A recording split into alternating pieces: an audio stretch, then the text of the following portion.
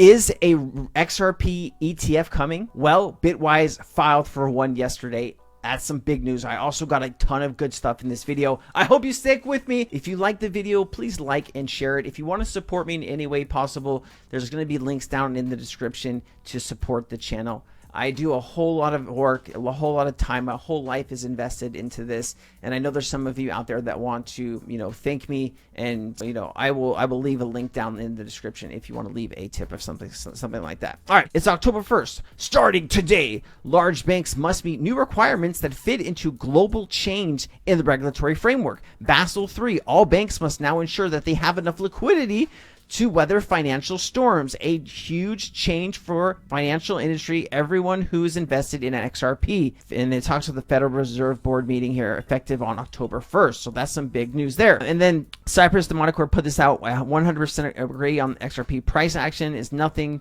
to drool over. However, I had to make this post because people need to truly understand how uneducated people on Twitter can be. The XRP USD chart for year 2024, each blue circle is a date Ripple released XRP from escrow, which what year was 9 times. As you can see, the price is higher now than it was every time the escrow was released this year in 2024, now trading at 64 cents, and the escrow was released at 48 cents at the first year.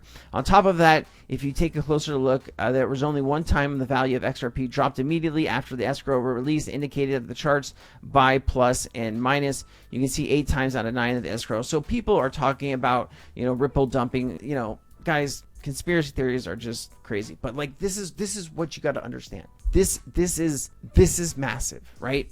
This is Ripple and XRP. Okay, you can't see all of this stuff behind, like below the water, right? You can see the little stuff, the ISO, the Medico, the Westpac, the SBI, and SOB on the top. But you can't see everything that they've done and all the CBDCs and all the partnerships and all the stuff that hasn't been announced yet. It's going to be truly incredibly insane. You have to be paying attention to this stuff. It's just so important. All right, so just got to make sure I'm streaming. So Ripple's Fiona Murray at Token 2049 in Singapore, a Web3 hub. All parties of Ripple's APAC managing director Fiona Murray. So let me play this. It's a longer video, but there's a lot of information that you need to know about it. If I hit Fiona. Thank you. It's great to see you all.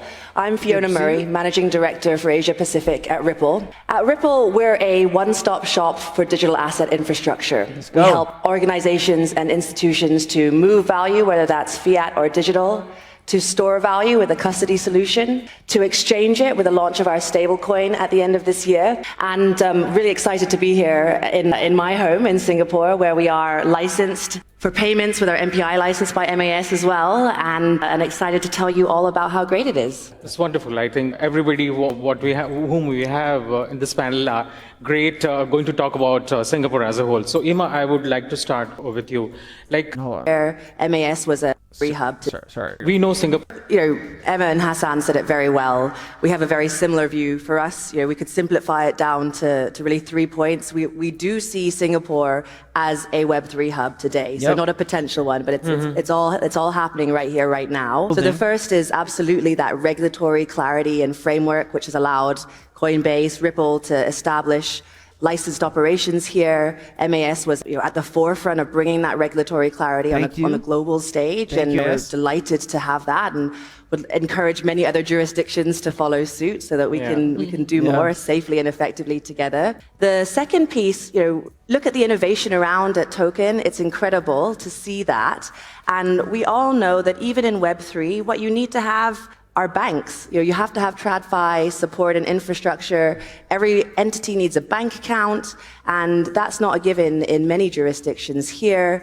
The banks are encouraged to work with safe, responsible Web3 organizations, and that makes a huge difference to being able to innovate effectively. And then lastly for us, Singapore has a reputation for stability. And when you're doing crazy, exciting things with technology, it's really important that as you're building, you've got stability of the legal system, and you can rely on the organizations around to have governance and to enable you to grow without worrying about all of that. So yeah, absolutely, Singapore is already there. So right. what you have seen, what has been implemented in this country to boost and to encourage the Web3 platform or the blockchain platform? Yeah. So in the case of Ripple, we run a global payments network, and what we do that's different in that network is we enable the use of digital assets for real-time settlement across border. Coming free Swift. We use Singapore as a hub in that network. So in Singapore, we're licensed with a DPT license, a digital payment token license that enables us to sell digital tokens and process all the operations as a hub here for many of our global operations. And that, that is the framework that has allowed us and other organizations that are like-minded to come to set up and to establish Singapore as a hub. So, Hassan, have you seen a smooth? So we're headquartered in San Francisco, and we run a global business, working with some of the world's largest banks when they're self-custodying, working with some of the new entrants to the space who are tokenizing on the XRP ledger. And what we have seen in the US, tokenizing on the XRP ledger, right, guys? We talk about this a lot on this channel. Okay, what the end game here is everything of value, right? Real value is going to get tokenized. Stocks, bonds, derivatives, right? The derivative market alone is a quadrillion dollars or multiple quadrillion dollars, right? And that's the public one. They have a private, dark derivative market that we have no idea how much money is involved in that, right? You can tokenize real estate, right? Any type of real estate, land, any buildings you can tokenize. Like imagine tokenizing an office building and then selling pieces of that building to other people so you can have different ownership of that building, right? There's just so many really interesting, cool things that you can do with tokenization, and Ripple is really behind that, and I love that. Is that the regulator there, through a lack of clarity, has completely stifled innovation. So that innovation has moved elsewhere to places like Singapore, the UK, US screwed up, Europe, UAE, where there are, and Japan, where the regulator is embracing progress, partnering with the private sector and bringing clarity. And that there's just no dispute about that. So here in Singapore, again, where we have that license structure, we run our global payments network. More than 50% of Ripple's global payment flows through the digital asset goes through Singapore. Wow. So you can, not That's the US. In fact, it's crazy. Not worth mentioning the comparison. So it really does make a very big difference where you have that forward-thinking regulator, and we see much more growth and some of the really big players moving into this space in Asia Pacific as well because of that clarity here in Singapore. Yeah. That's this question on education, not least because I'm Asian and Asians love education, and I have a toddler, so we're already planning out his educational future. But I'll say that Singapore is fantastic at predicting what trends there are and then building talent to fit those requirements and those needs that are coming up. We see that in Singapore, the universities do a wonderful job of providing world-class education.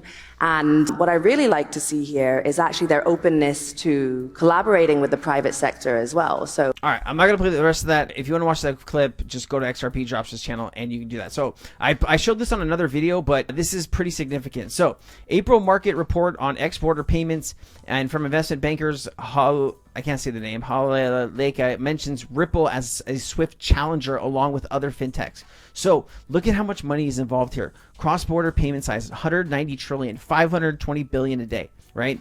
Imagine Ripple handling some of this money, right? Tunes, right? Tunes, Ripple partner, right? You have some banks in here, dLocal, right, that are already Ripple partners. Trangolo, right? Ripple's here. Nuum's here, right? There's so many. It's insane. It's insane how many different connections to Ripple are in this little list right here. We are going to be handling a lot of the world's money. That's a fact, player.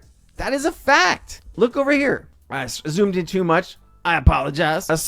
Wow. Old Swift is still messaging network of choice, but it is facing competition from card networks, blockchain solutions, Ripple, fintechs, and R wallets, and new and Wise. So, and other banking networks. Ripple is coming for all the money, baby. So Amy Crypto Barbie put this out. Brad Garlinghouse admits that he may have underpredicted his call for a $5 trillion global. So we're going to talk about this too. Recently predicted that the crypto market will double in size to $5 trillion by the end of 2024. That is a big prediction just by the end of this year. Yeah, I don't even feel like it's that big a prediction when you step back. And, like any market, this is driven by supply and demand. You have decreasing supply for a whole bunch of reasons, the halving of Bitcoin being an important one. You have an increasing demand, the ETF being a key part of that. And I think it's also people realizing that crypto plays a role as an asset. It's a $2.5 trillion market. Maybe it's a little less than that now. But so it's basically just predicting it's going to double by the end of the year. And if anything, I think I probably underpredicted that. Recently predicted that the crypto market will double in size to $5 trillion. We'll see what happens, right?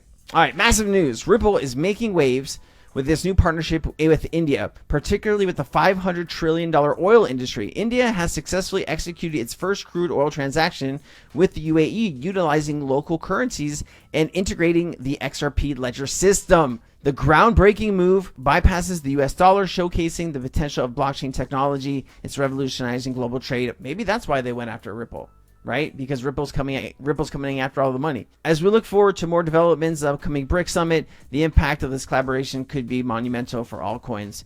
And then this talks about India and UAE complete oil trade using XRP ledgers. This is from the Crypto Times, so you just gotta be careful on stuff like that. We're delighted to have secured in principle approval for financial services licenses from Dubai Financial Services Authority, unlocking our end-to-end managed payments services in the UAE, which is massive. And then here you go, Bitwise XRP ETF filed yesterday with BlackRock and Fidelity. File an XRP ETF in 2024 question mark. So here you go, Bitwise, they filed for an XRP ETF. That could be truly insane. And finally, Ripple receives in principle license approval from the DFSA, the official press release. I cannot read this to you. I'm sorry. Goodbye. I love you. Aloha. I hope you liked and shared the video. Please share it. I'm trying to go to 40,000 subscribers, but I can't do it unless you help subscribe. Peace.